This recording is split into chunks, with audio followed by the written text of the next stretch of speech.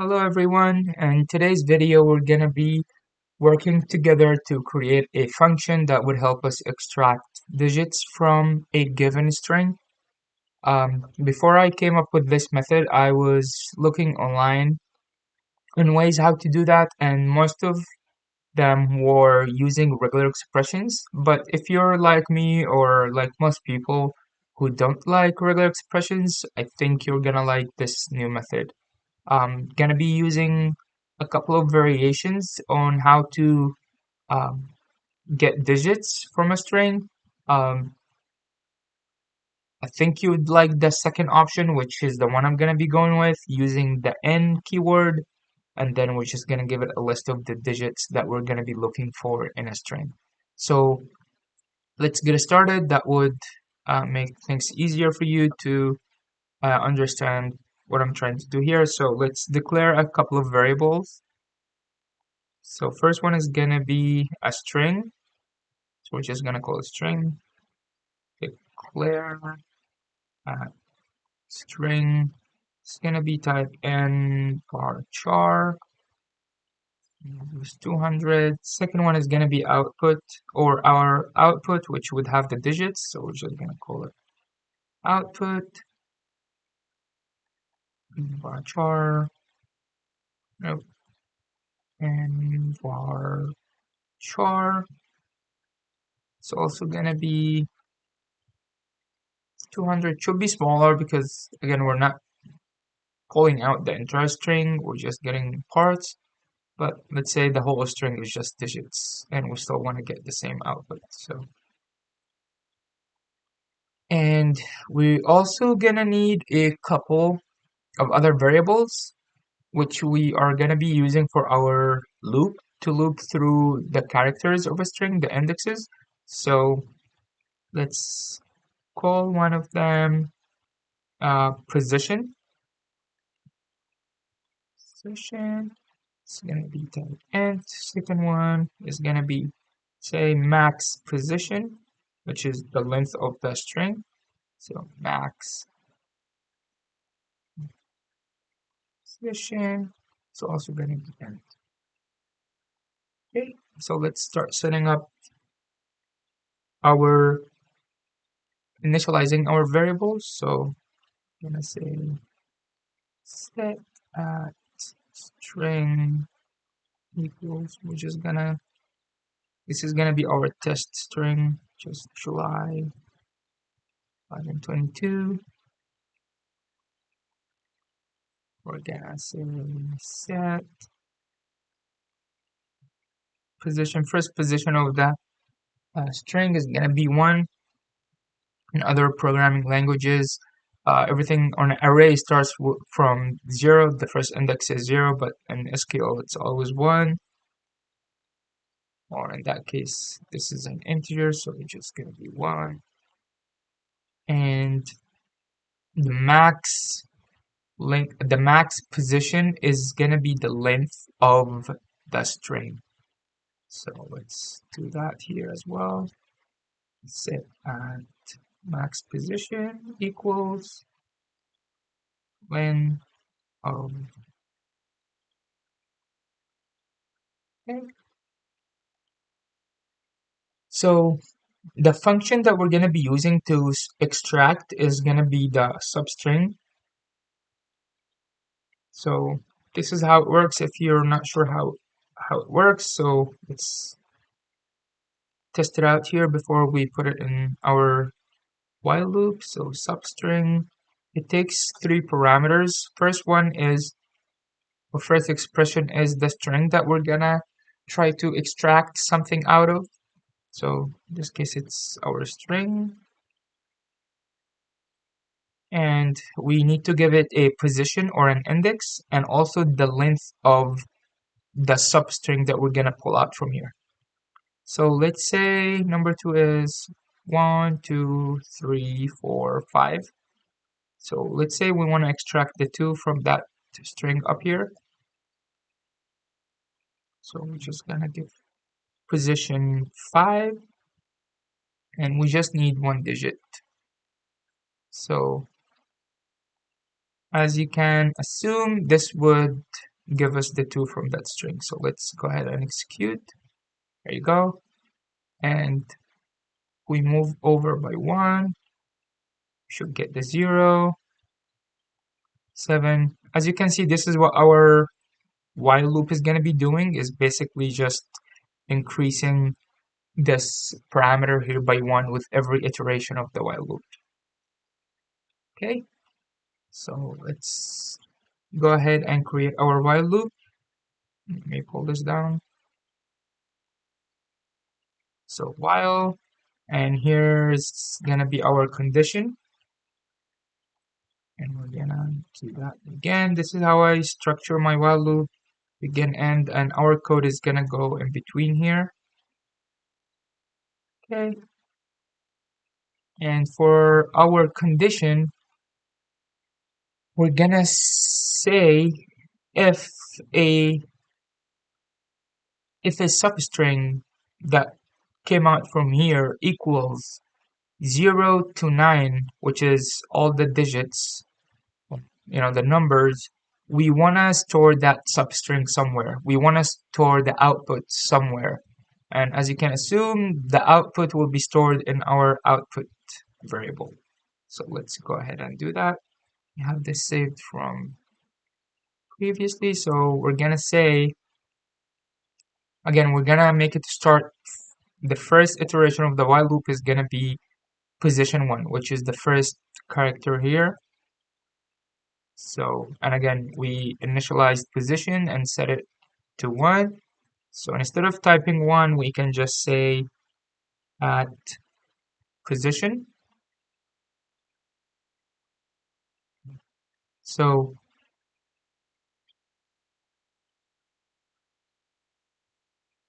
this would actually go here. This is another way we can do it. So let's go back here, put this here.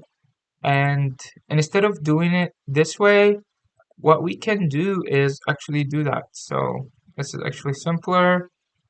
We can say while position is less than,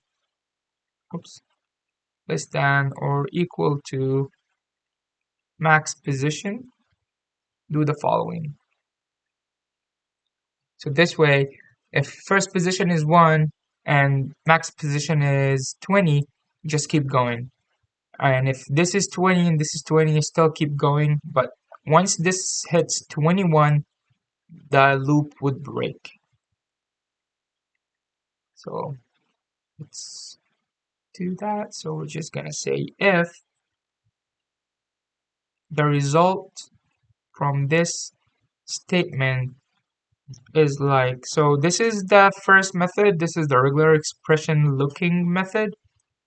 We can say something like this, like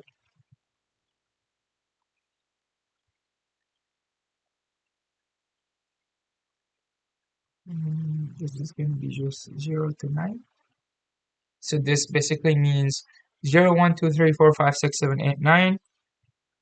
So if the output from here equals or is like a digit that comes out from here, just do something else with it. But the way I'm gonna be using this is as follows. We're just gonna be using our lovely n keywords.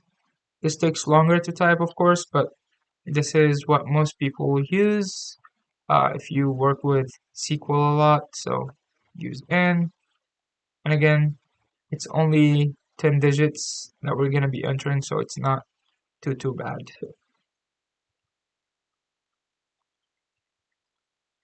Okay, I'm not sure if that's even 9, but let's see. We're gonna go here.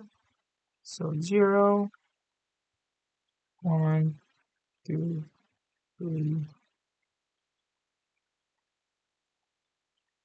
8, 9. So if the output is in this list right here, what we're gonna do is we're gonna set output equals to whatever comes out from here. But here is the trick. So with every iteration, so let's say the first or like in this example, the fifth iteration got us the 2, and we set output to 2. With the next iteration of the while loop, when we're looking at position 6, and it's gonna detect the 0, it's gonna find the 0 here, it's gonna overwrite the 2, but we don't want that. We want the entire, so if there's something stored in the output variable here, just keep adding to it. So the way to do that, we're just gonna do the concatenate. So we're basically just gonna be adding something to something to something to something and so on. So what do we need to concat? So let me just close the parentheses. So we're gonna be concatenating the output to itself. So this, for example, this would be 2, and then it detects the 0. What it's gonna do is it's just gonna add the 2 and then the 0. And now this is gonna be 2, 0, and then it detects the second 2, so it's gonna be 2, 0, 2, and so on. Okay, and we just need to do our loop control flow. So this is gonna be set at position equals position plus 1.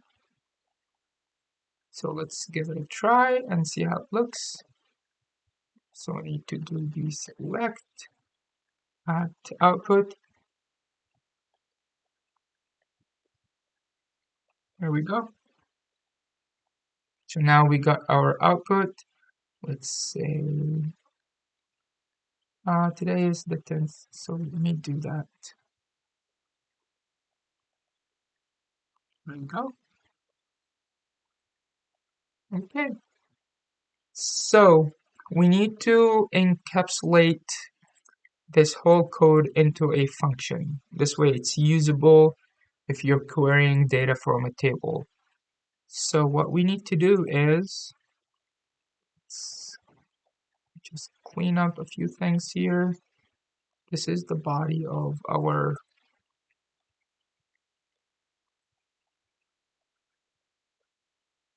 while loop, so I'm gonna do that.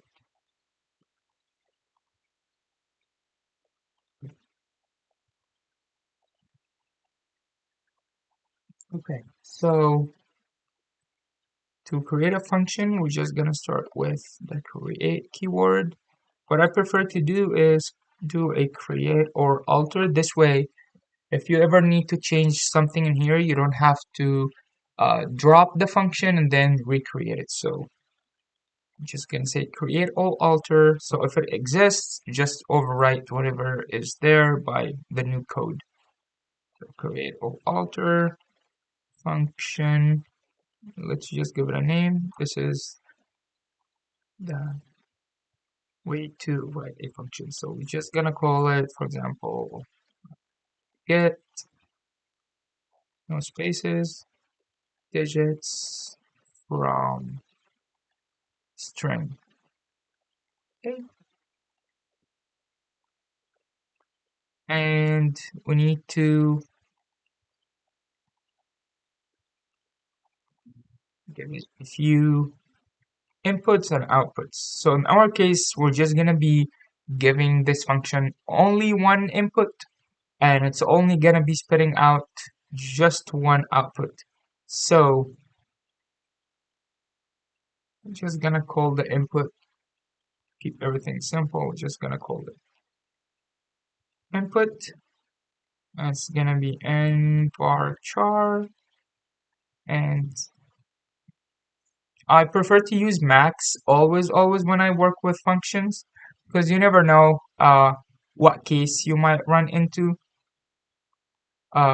Using, for example, using 3 here, it'll still work, but on the first 3 of that input, so the first 3 characters, but nothing would fail. It's not gonna tell you, hey, this is like the input is not long enough. It's just gonna pick whatever characters this value is set to.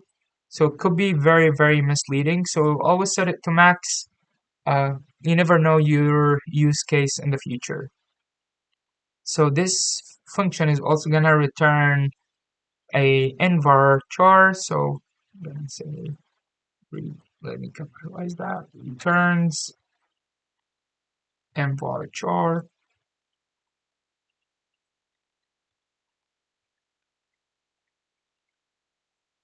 max as well. So here, this is where you identify the length. So you can say 200 as well, but for our sake, we're just going to keep it max.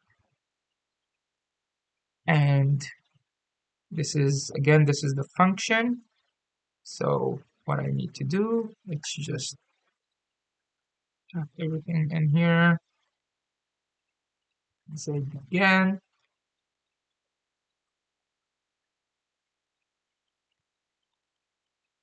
So now I'm just encapsulating our code again. And I'm going to say as. Okay. So as you can tell, we are missing something here. So we're telling it this function is gonna return something. But as you can see here, before I did that function, I had to put a select statement. This way we can see the output. So what we need to do is basically just go at the bottom of our function here and just say return.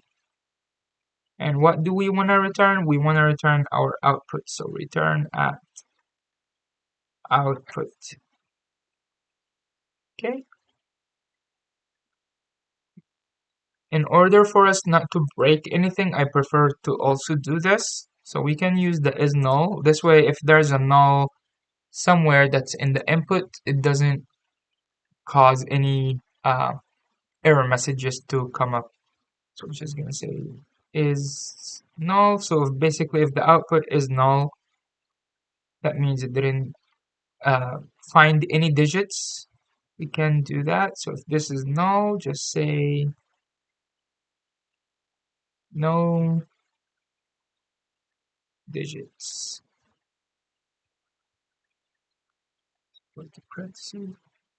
Okay.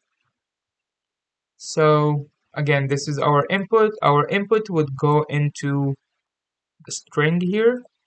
So we can get rid of this. So now we're going to be setting, every time we use this function, we're going to set the string to whatever input uh, we give it. So, and I think that's about it. Let's go ahead and execute. Okay, that means the function got created. And what we can do is just copy that name, open a new query window, and let's just say select. We're going to be using the function, and okay, we're getting an error because the IntelliSense did not refresh. So I'm going to go ahead and do Control Shift R. This should refresh, or we can go here. Oh, actually, let's see. I most likely got created under the DPO schema. Let's see if that works. There we go. So now, as you can see, it got populated, and it's telling us there is insufficient arguments, and we know that because we didn't give it anything. So let's go ahead and do 10. Again, we're using our lovely 10 July 22. Execute. Here we go. We got the digits. We can say hello 2023, even though that's too early, but why not? I'm just, moving stuff around to just prove that this works. Execute. Here we go. Just 2, 3. Here we go. So as you can tell, this is how you would be using it. So this here would go like that. It's just normal if statement would be like whatever table you have, and you would just put the column name here, the column name that you want to extract the digit out from.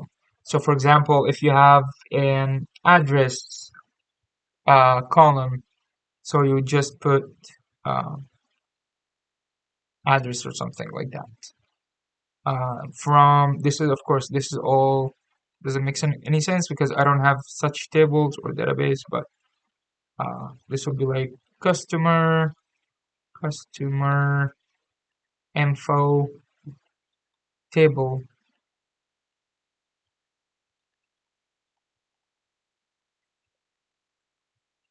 So this basically would get you the numerical part of an address, and just if you want to split that and put it in a different column or something.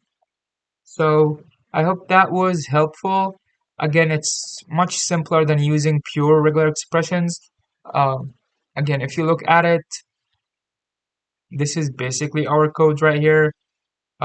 It's such a small query that helps us get digits. Uh, so if you find this video helpful, don't forget to leave a thumbs up and a comment if you have any questions on this. And we'll see you on the next one. Bye.